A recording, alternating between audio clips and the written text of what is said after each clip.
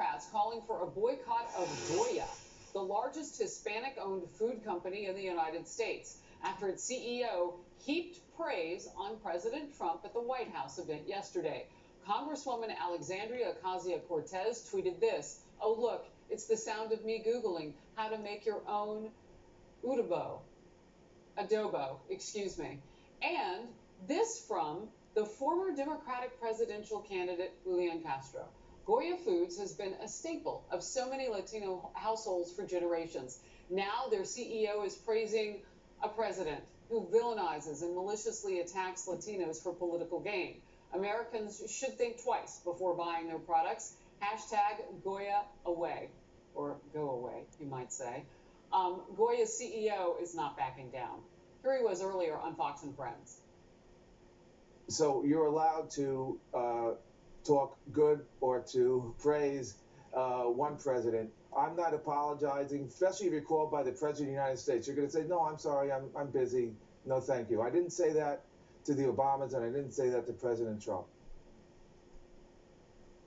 Bringing the conversation out to the virtual couch right now. Steve Hilton, you see the president working with different communities, and you see the backlash. What do you make of it? Well, on one level, Harris, it reminds me of a word that Emily used earlier, which was exhaustion. I mean, it's kind of exhausting that everything these days seems to be politicized, food and everything else. But actually, there's a serious point here, and a very disturbing one, because it's a trend of intolerance that we're seeing in the Democratic Party and in the left generally that is deeply, deeply worrying.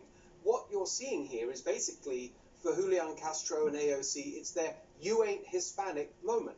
It's pure out-and-out racism. It's saying, if you're Hispanic, you have to have this particular political view. You're not allowed to have a different political view because of your race. That is racist, and we have to say that out loud, because we've got to stop this trend.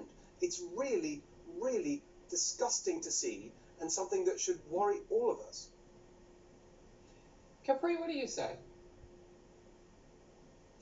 Well, I say a few things. First off, I hear what Steve is saying about this, but, I think that individuals have the right to speak with their pocketbook if they feel that, that they'd rather not consume a product because they disagree with whatever kind of political statement is coming out of its leadership or the affiliated products. That's on them.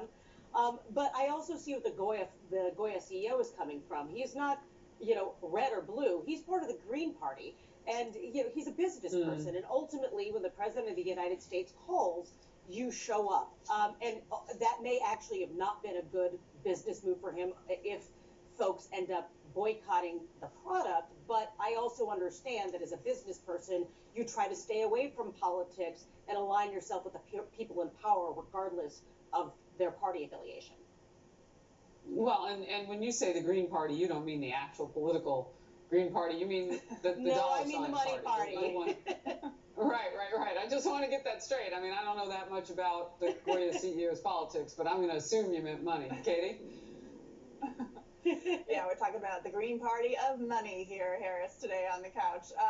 Look, this is a company, Goya, that was founded in 1936 by immigrants who came to this country. Their website and their history talks about how their family, through generations, has been able to pursue the American dream thanks to being in this country. During the COVID crisis, they have donated 1 million cans of food to food banks and people who need it.